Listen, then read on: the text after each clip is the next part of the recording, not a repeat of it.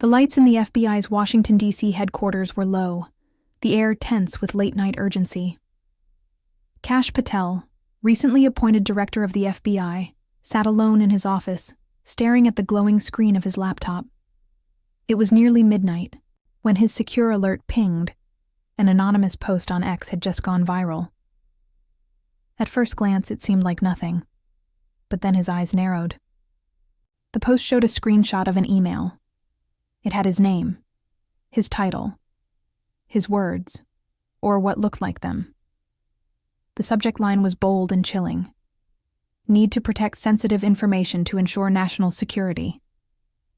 The post offered no context, no recipient, no timestamp, just those few lines and a rush of assumptions. Kash leaned back in his chair. He'd seen this tactic before. Fragments of truth twisted into weapons.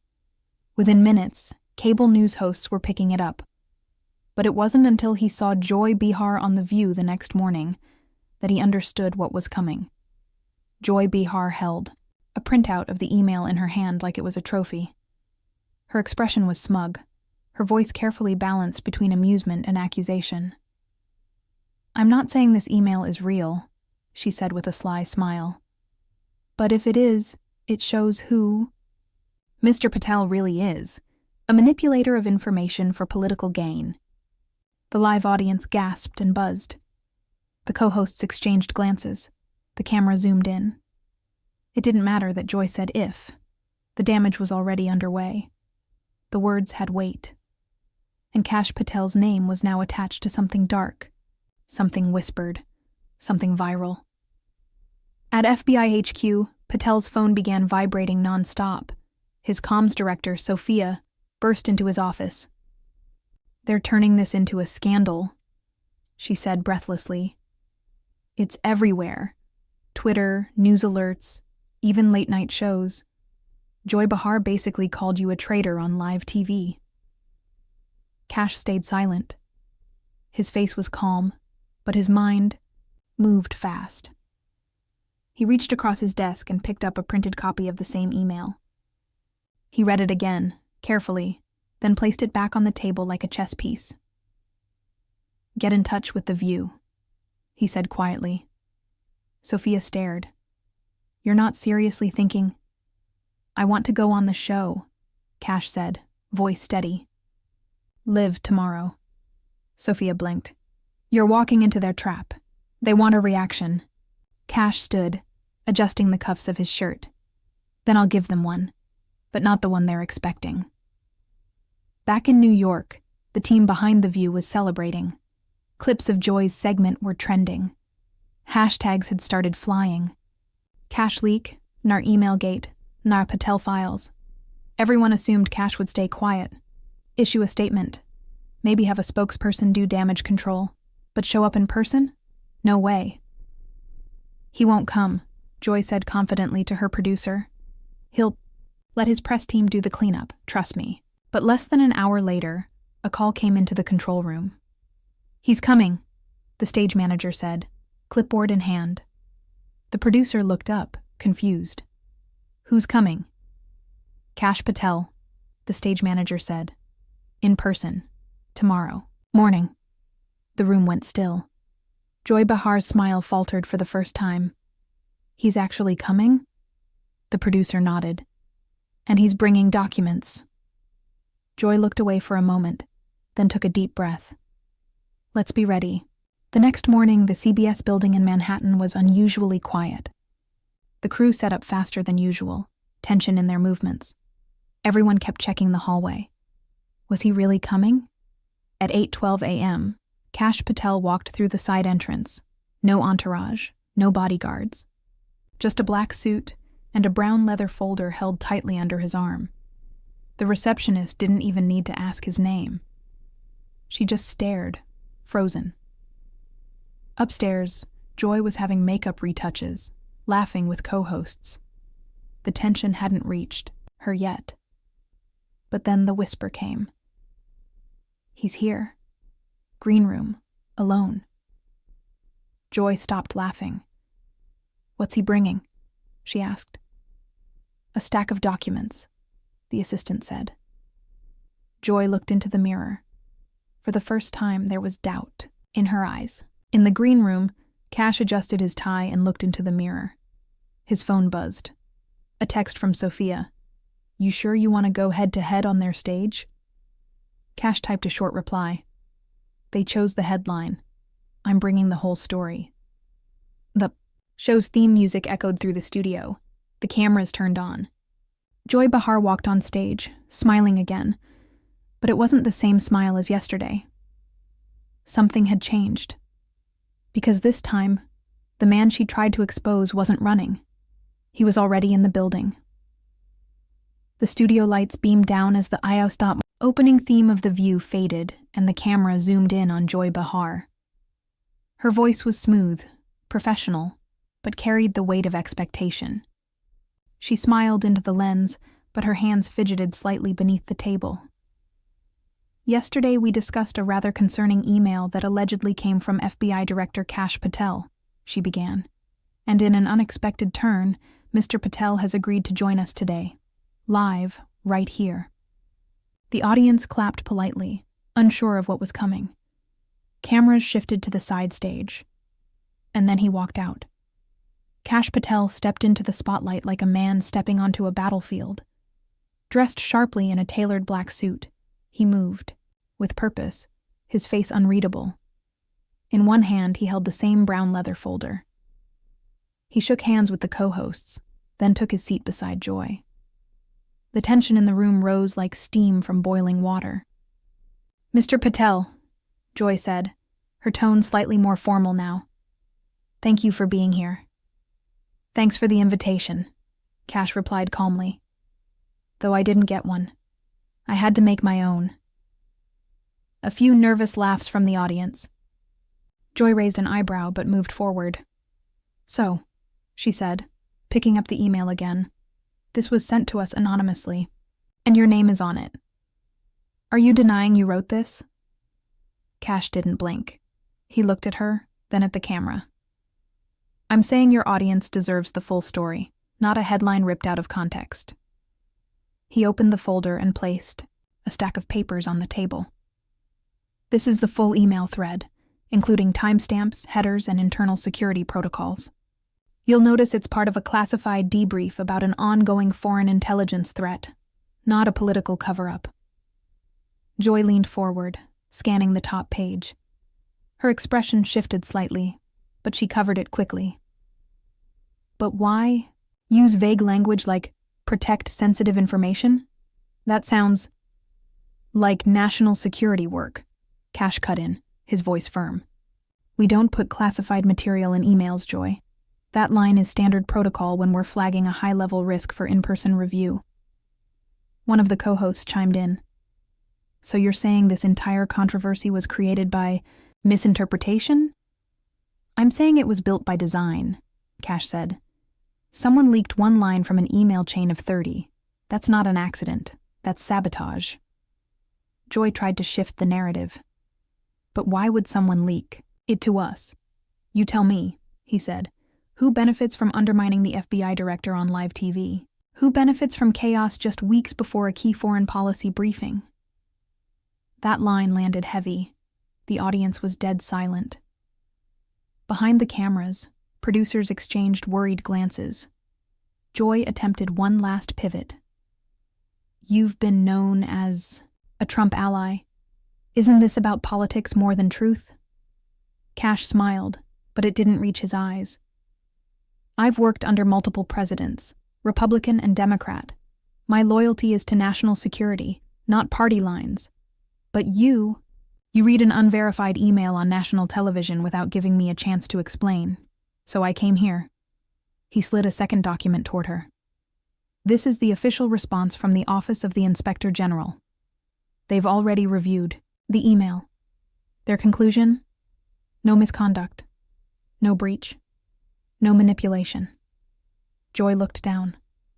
Her hands were still. The audience didn't clap. They just watched.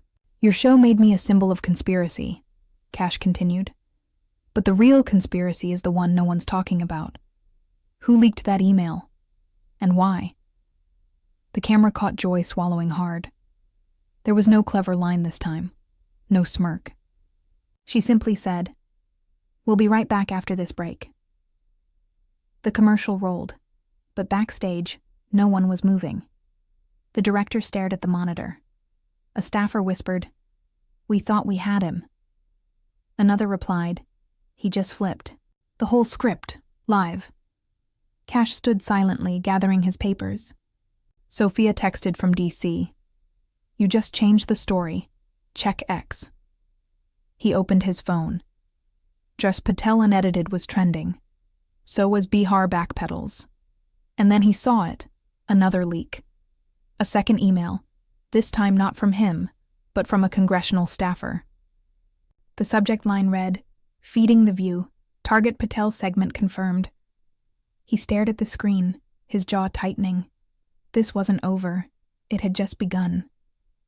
The leak was spreading like wildfire. By the time Kash Patel left the studio and stepped into the back of the black government SUV waiting outside, his phone was vibrating nonstop. Text after text from journalists, allies, and anonymous sources popped up on his locked screen. In the front seat, Sophia was already on a secured call. "Yes, we just got it. Confirmed. Second leak is real, not speculation." She hung up and turned to Kash. "The second email? It's damning. A staffer from the House Intelligence Committee coordinated with a producer from The View. They planned your ambush, Kash. The email proves it." Kash stared ahead. "Get me the full thread, and get me a secure room at the FBI field office. In Manhattan. We're not going back to DC yet." Sophia nodded and began texting furiously. 10 minutes later, they were in a windowless room inside the field office's 7th floor. Kash placed the new leaked email printout next to the one Joy Behar had read live. He stared at both for a long moment. It wasn't just about defending himself anymore. Someone had deliberately weaponized the media to destroy his credibility. And whoever did it had access to internal government communications. Across the country, cable news networks scrambled to adjust their coverage. CNN began airing a split screen, Kash Patel's live takedown on The View and the new email leak, proving coordination behind the scenes. A panel of analysts debated the implications. One legal expert said, "If this coordination involved classified intelligence, someone's in serious legal jeopardy." At Fox News, the tone was sharper. "This isn't just media bias, it's possible criminal conspiracy," the host said. Kash Patel didn't just defend himself. He exposed a system designed to take him down. Meanwhile, inside a private office in a Senate building in Washington, Senator Alana Voss watched the coverage with narrowed eyes.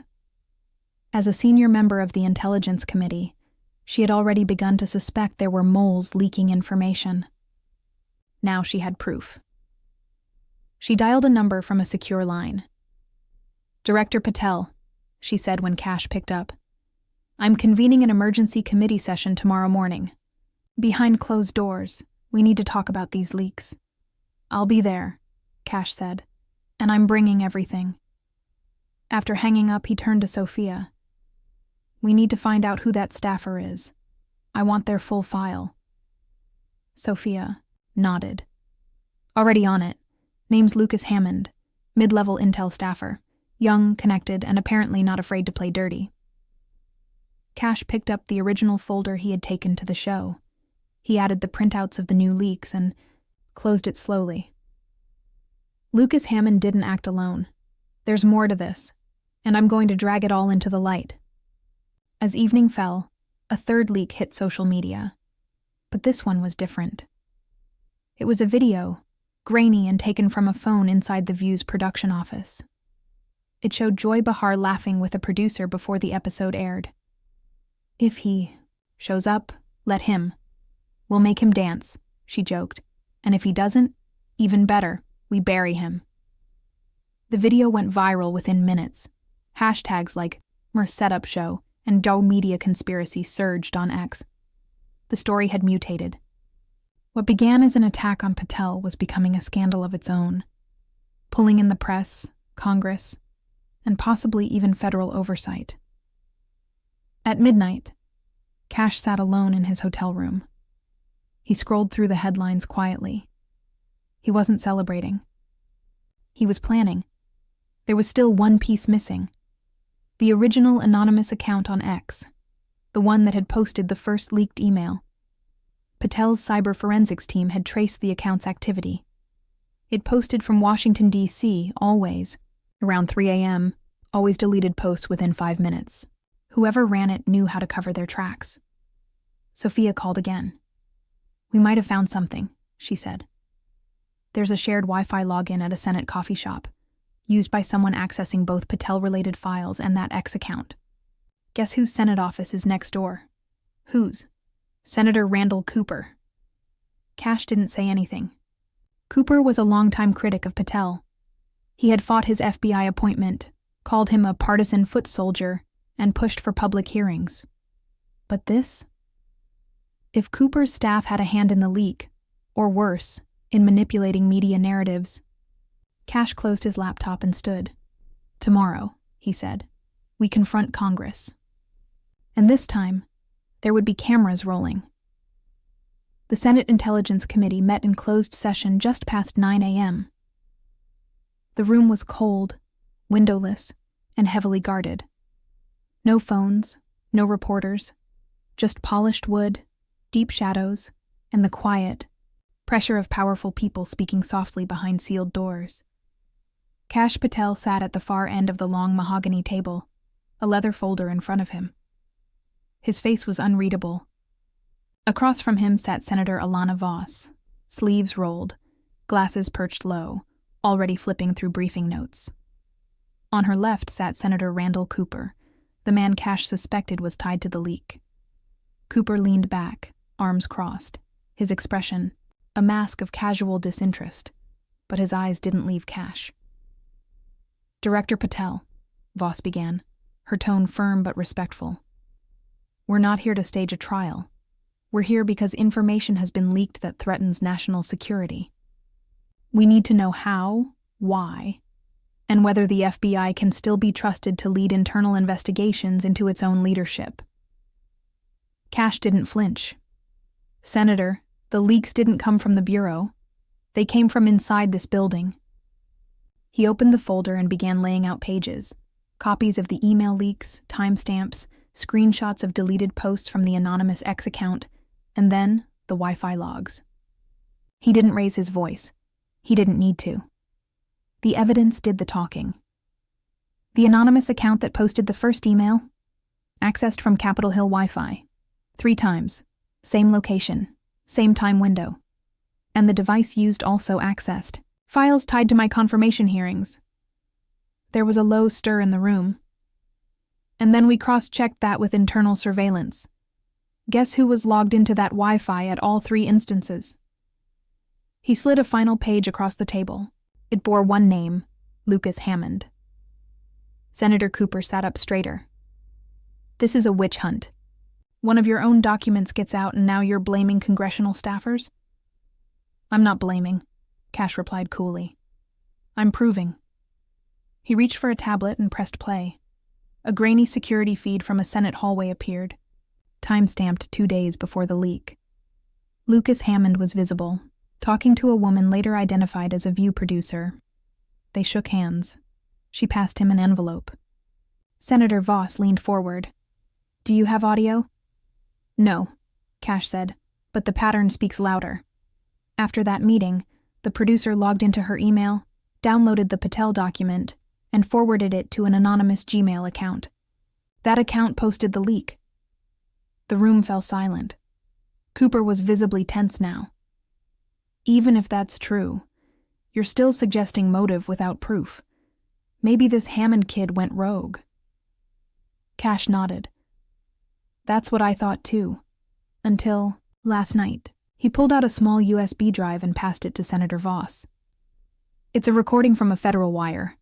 One of Hawk Enterprises' lobbyists was wearing a wire for another case. Guess whose name came up in their conversation last week?" Voss inserted the USB into her secure laptop. For a moment, only static played. Then came the voices. "Cooper's staff is leaking heat on Patel. Joy's gonna eat it up. They just need cover until the next shipment clears." The room erupted. Senator Voss slammed her laptop shut. "This committee is adjourned." Cooper stood up, rattled, ready to object. But Voss cut him off. "You'll remain for questioning, Senator. Capitol Security is already on standby." Two agents entered the room as Cooper stepped back, cornered by a truth too tangled to escape. Outside, the press was already circling. Though the meeting was closed door, word had leaked. Someone inside the Senate Intelligence Committee was being investigated. Reporters were live on every major network, and speculation buzzed like electricity. Kash exited the building through a side door. Cameras caught a glimpse of him walking with Sophia, whispering something as they got into the black SUV. "What happens now?" she asked as they drove off. Kash leaned back in his seat. "Now we stop playing defense." In the hours that followed, the fallout spread fast. Joy Behar issued a carefully worded statement. "We shared information that had already gone viral. Any connection to congressional leaks is purely speculative. But the damage was done. Viewership plummeted. Sponsors began quietly backing away. On X, Kash Patel was trending. But this time, not as a scandal, this time as a man who had exposed one. That night, in a hotel room not far from Capitol Hill, Kash reviewed a list of names. Lucas Hammond, Joy Behar, Senator Cooper, and a final name circled at the bottom, a corporate executive from Hawk Enterprises, whose identity had not yet been made public. The conspiracy wasn't just political, it was personal, and Kash Patel had just begun unraveling it. The door to the secure intelligence vault slammed shut behind him as Kash Patel stepped inside. A dim blue light glowed over the steel table in the center. Sophia was already seated, her laptop open, the screen glowing with documents, financials, travel logs, encrypted emails. She looked up, her face pale. "They're burning documents at Hawk's headquarters," she said, eyes locked on him. "Shredders running nonstop. Someone tipped them off." Kash leaned forward, his hands flat on the cold table. "Then we move now." For weeks, they'd traced Hawk Enterprises through a maze of shell companies, offshore accounts, and paid-off officials. But with the leaked email debacle and Senate fallout, the criminal empire was scrambling. The chessboard Kash had warned about was breaking apart, and the kingpins were trying to vanish. "They're laundering the last of the fentanyl money through a dummy export company in Istanbul," Sophia said. "If we wait another 48 hours, the money's gone, and so is their leadership." Kash's eyes didn't blink. "Get the Justice Department on the line. I want an international coordination order, tonight." While Sophia started dialing, he pulled out a plain envelope from his coat pocket and opened it. Inside was a photo, grainy but clear. It showed Senator Cooper in a private jet, laughing with two men. One of them was Alan Rizzoli, the CEO of Hawk Enterprises. The other, a high-level diplomat from a European country long suspected of turning a blind eye to illicit drug trade routes. This wasn't just domestic corruption. It was international protection. Hours later, in a dark studio in Washington, D.C., a live breaking news special aired. The anchor's voice was tense but controlled. "This just in, an FBI-led task force has raided the U.S. offices of Hawk Enterprises. Multiple arrests have been made. Sources tell us the case may now involve international actors, including diplomats and elected officials." At that very moment, Kash was boarding a black government jet headed overseas.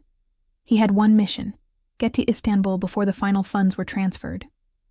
A team from Interpol would meet him on arrival, but the political climate was already heating up. Media in the US and Europe were calling it the narco leak scandal. On board, Sophia updated him.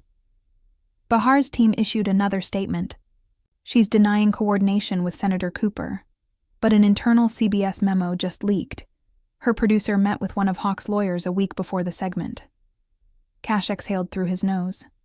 "They thought smearing me would kill the investigation. They didn't realize I'd fight in full view of the cameras." Do you think she'll be arrested? Sophia asked. He shook his head. She'll hide behind freedom of the press. Maybe she didn't break a law, but she gave oxygen to a lie that almost cost us the case. The jet dipped slightly as it began its descent into Istanbul. On the tarmac, floodlights waited. 2 armored vehicles idled, engines humming. As soon as they landed, Kash stepped off into the cold night air. Interpol's lead officer, a stone-faced woman named Daria Akan, greeted him with a quick nod. We're ready, but there's a complication. She handed him a phone. On the screen, a video feed. Rizzoli was inside a private airport lounge sipping whiskey. Turkish authorities had stalled the warrant. Diplomatic pressure, Daria said.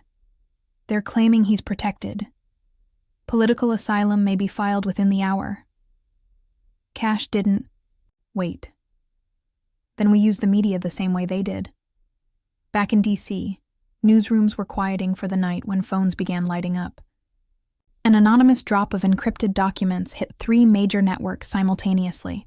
Bank records, Hawk memos, secret meetings, and the photo, Cooper, Rizzoli, and the diplomat, laughing, unaware their arrogance was being photographed. By dawn, the public outcry was deafening. Headlines screamed, FBI Director Kash Patel exposes international drug laundering ring, senator implicated. Exclusive, Joy Behar segment, linked to political cover-up. Facing pressure from international media and an outraged U.S. State Department, Turkish authorities had no choice. Rizzoli was arrested on live TV, his exit from the lounge interrupted by Interpol agents and flashing cameras. From the tarmac, Sophia looked up from her phone. You're trending again. Kash didn't smile. Let them watch. As he boarded the armored van, his mind was already moving ahead. One name still hadn't been exposed, the diplomat in the photo. He wasn't just connected. He was the go-between, the man who made it all possible. And he was still out there. This wasn't over, not yet. The international spotlight was now blazing. From Washington to Istanbul, from the Senate floor to social media feeds, the story of Hawk Enterprises was everywhere. But behind the explosive headlines and breaking news chyrons, something darker was moving, quietly and with precision. Kash. Patel sat in a windowless meeting room inside the U.S. Embassy in Ankara.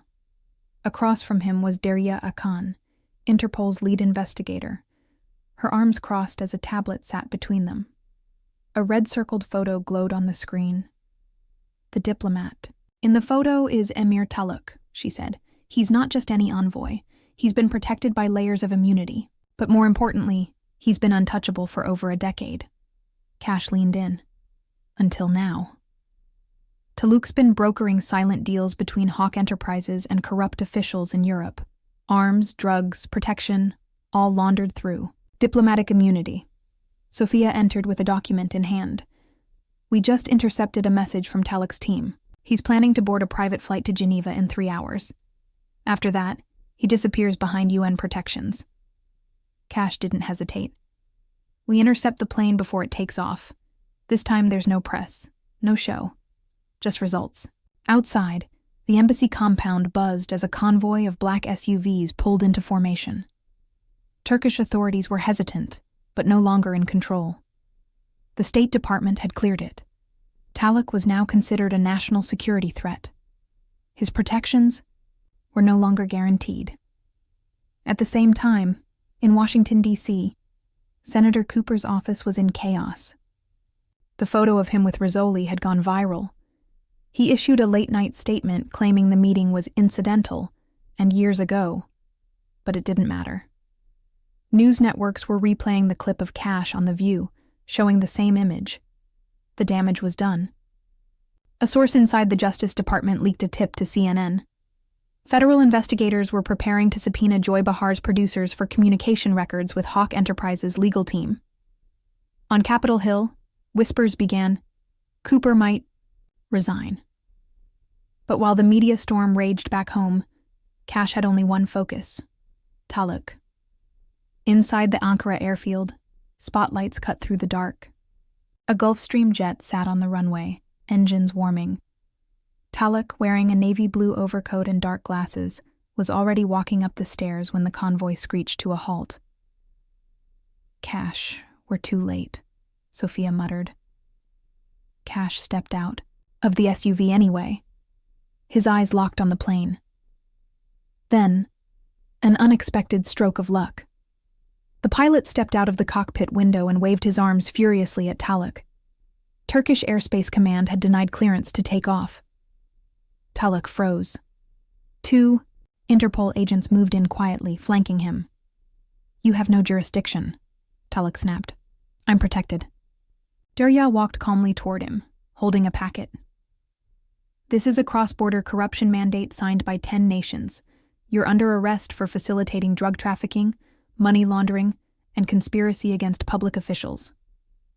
The cameras weren't there this time.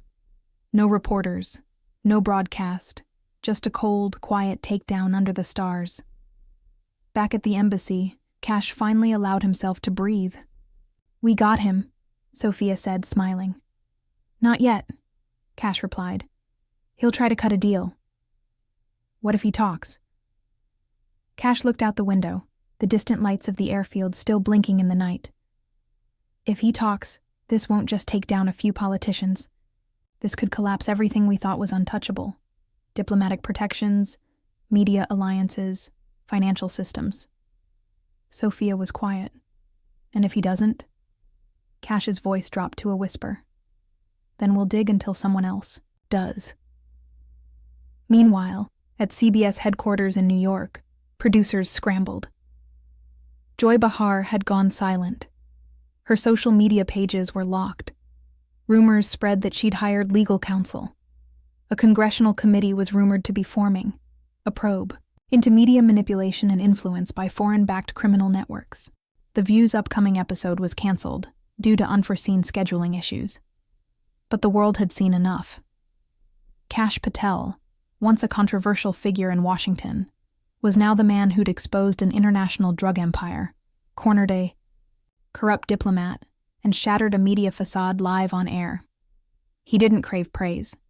He wasn't looking for headlines. He just wanted the truth out, no matter who it destroyed. And something deep in his gut told him the real war hadn't even started yet. A quiet chill drifted through the Capitol as the sun rose over Washington. The city looked calm, but inside its power centers, Congress, newsrooms, law offices, panic had taken root. Hawk Enterprises had been exposed. Emir Taluk was in custody. Senator Cooper's resignation letter had hit the wires at 5:43 a.m. But this wasn't the end. It was the start of something far more dangerous. Kash Patel stood alone outside the FBI headquarters, his breath visible in the early morning air. In his hand was a sealed envelope, no markings, no return address. It had been left in his secure mailbox overnight. Inside, a single sheet of paper, typed in courier font. "If Taluk speaks, we all burn. Walk away, Patel. You still can." No signature, no demand. Just a threat. Not personal, but cold and systemic, like the hand of a machine that had been running for decades. Inside the building, his team was already in crisis mode. Sophia was on the phone with Interpol, trying to keep Taluk alive until he testified. Word had leaked that 2 assassination attempts had already been foiled since his arrest. This was no longer a legal matter. It was war. "We need to move him," Sophia said as Kash entered. "Today, before sunset, military escort, underground route. I don't trust the air." "He won't make it 24 hours if we don't," Kash replied, eyes fixed on a wall of live monitors showing press conferences, street protests, and Senate hearings. Over at CBS Studios, Joy Behar had been officially suspended. Behind closed doors, network executives were in meltdown. An internal review had found encrypted communications between a junior producer and a known Hawk Enterprises lobbyist, someone now on the FBI watch list. Behar's last broadcast was being dissected frame by frame in a House subcommittee hearing on media manipulation. Back in D.C., Kash briefed the president's chief of staff in a secure room under the West Wing. "We've confirmed Taluk's link to financial institutions in Zurich and Dubai," Kash said. "Hawk Enterprises laundered billions through humanitarian funds. That money went to bribe media figures, diplomats, senators, even DOJ staff." The chief of staff looked stunned. "This could gut our institutions." Kash nodded. "Then, let it. We either cleanse it now, or let it rot deeper." Taluk was moved later that afternoon in an unmarked vehicle, escorted by a convoy of special agents and military personnel. No lights, no sirens, just steel nerves and silence. They reached the secure facility by dusk. Not a single drone, camera, or leak. But something unexpected happened. Taluk didn't resist. He sat in the interview room, his hands folded, his voice calm. "I want immunity for my family," he said, "and I want to talk to Kash Patel, no one else." Kash entered the room, alone. Taluk looked up. "I didn't create Hawk," he began. "I inherited it." Kash sat, his expression unreadable. "Do you know why no one's ever dismantled us? Because we were designed by governments. Every empire needs a shadow. Hawk was that shadow. Drugs were just the fuel. Control was the goal." Kash said nothing. Taluk leaned in. "I have the names, the real ones. Not just corrupt senators. Presidents, bankers, news executives, spies. You expose this, and the world you think you're protecting crumbles." Kash finally spoke. "Then let it crumble." Back in Washington, as night fell, a major news network aired breaking footage. A classified video showing a private meeting between Hawk Enterprises leaders and 3 U.S. officials in a luxury villa in the Alps. The leak wasn't from the FBI. It came from within Hawk itself. Taluk had triggered a dead man's switch. The world changed overnight. International arrest warrants were issued. Stock markets dipped. Allies demanded explanations. Congress was paralyzed.